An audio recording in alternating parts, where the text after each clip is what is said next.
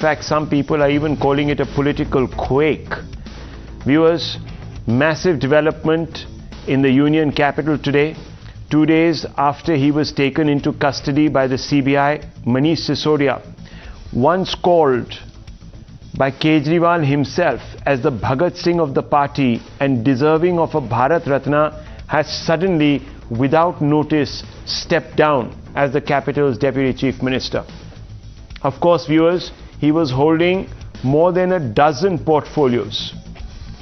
If the development caught political observers by surprise, then they were in for a further shock when news broke that another minister, without portfolio but languishing in jail for more than 250 plus days, had also quit. Satyendar Jain was of course in the news recently when he was caught on CCTV getting massages and other privileges in jail disallowed by the rules. Till now, the Aam Aadmi Party has been vehemently defending its Kattar Imandars, as it calls them. Now listen in to the past references of Mr. Kejriwal as he went about handing out to both his ministers these certificates, these character certificates, glowing character certificates. Listen in. ऐसे व्यक्ति को तो भारत रत्न मिलना चाहिए। मनीष सिसोदिया को गलत तरीके से सताया जा रहा है। उनको अब 3-4 दिन में इनको गिरफ्तार कर लेंगे। गिरफ्तार, 1 मिनट, गिरफ्तार करने का क्या नतीजा होगा? 3 महीने 4 महीने तक शिक्षा व्यवस्था सफर करेगी। किसके फायदे में है ये? पूरा केस फर्जी है। किसको फायदा होगा?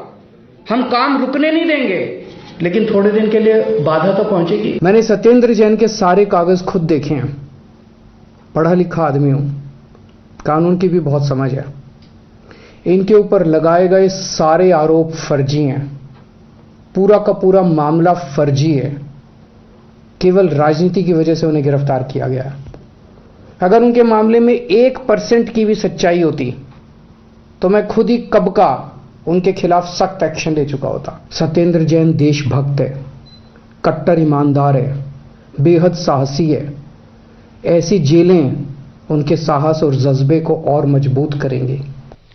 Now, whether the resignations are a clever ploy by Delhi Chief Minister Arvind Kejriwal to insulate himself and redeem his own image, we can't say. But the resignations prompt many questions, viewers. First, is Kejriwal above the principle of collective responsibility? Remember, viewers, when there is a problem in a team and certain team members decide to quit the team, naturally the captain has to put his hand up and say that I must accept certain responsibility for what is happening. Will Kejriwal do so? Why would the Deputy Chief Minister, who has been called Kattar Imandar, a Bhagat Singh worthy of a Bharat Ratna, be made to quit after he has been arrested and got no relief? Why would Jain suddenly also tender his resignation after spending 250 plus days in jail? Now viewers, you can go along with the theory that work must be done, that work has to be done, that a ministerless ministry can't function properly.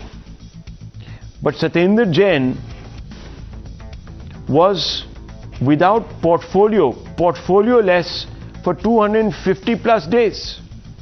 Clearly, the government had found a way to work around his responsibilities. So why after 250 plus days has he quit? Are the resignations therefore an indirect admission of guilt? Does the AAP now realize that the ministers have become liabilities for the party? More than that, viewers, the Aam Aadmi Party was born out of an anti-corruption movement. That movement was led by Anna Hazare. Kejriwal was his deputy. The movement was called India Against Corruption, IAC. In 2015, viewers, it captures power for the first time. It promises to raise the bar, to be a party where corruption would not be tolerated. But from Punjab and, viewers, Delhi, there are allegations. In Punjab, a minister has been forced to quit by Mr. Kejriwal. So it's not as if corruption is not hitting the party. If it can hit the party and singe it in Punjab, why can't the same be true of Delhi? These are fundamental questions. But right after the resignation, the AAP and the BJP have exchanged barbs, acerbic barbs. And viewers, you're going to hear the interaction. This is AAP's tallest leaders versus the BJP's sharpshooters. Watch this. We have just learned that Mr. Manish Sisodia has resigned, and so has Mr. Satyendar Jain. And to our great surprise, Mr.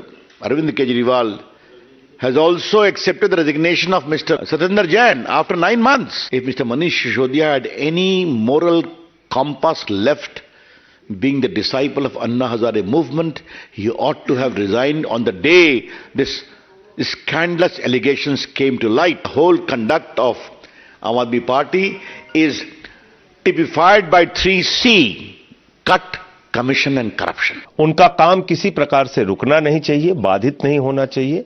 इस कारण से दोनों मंत्रियों का, आदरणीय मनीष सिसोदिया जी का और सत्येंद्र जैन जी का इस्तीफा लिया गया है. उसको मुख्यमंत्री जी ने स्वीकार कर लिया है. इन दोनों मंत्रियों के ऊपर लगे हुए आरोप का सवाल है.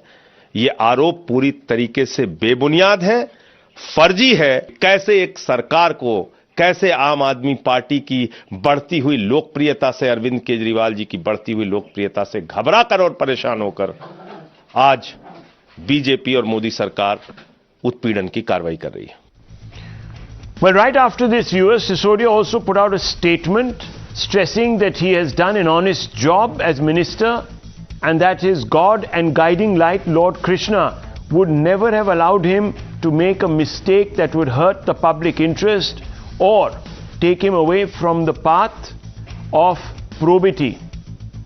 Despite Sisodia giving himself a clean sheet, he will find it difficult to shake off the perception that he has had to quit because the case against him is sticking to him and the party. Now, viewers, as I said, despite Sisodia giving himself a clean sheet, he will find it difficult to shake off this perception. And one of the reasons is that while the alleged liquor scam is a complicated case with many strands, but there is one basic angle that holds the key to decoding what the probe is all about. And it is this angle that many people say is the Achilles heel of the Aam Aadmi Party, of Mr. Sisodia, of the other group of ministers. Let me explain. This particular angle focuses, viewers, on a mystery tweak, a small change made to the liquor policy that investigators believe benefited certain liquor barons that got licenses to sell in Delhi. The Delhi government had appointed an expert committee to devise a liquor policy. The expert committee made an important recommendation. It said that a liquor company that manufactures or is a wholesaler should not be given a liquor license to retail in any zone. The city of Delhi was divided into 32 zones, viewers, you might recall that. The expert committee felt that awarding wholesalers licenses to sell liquor would lead to cartelization. This is logical.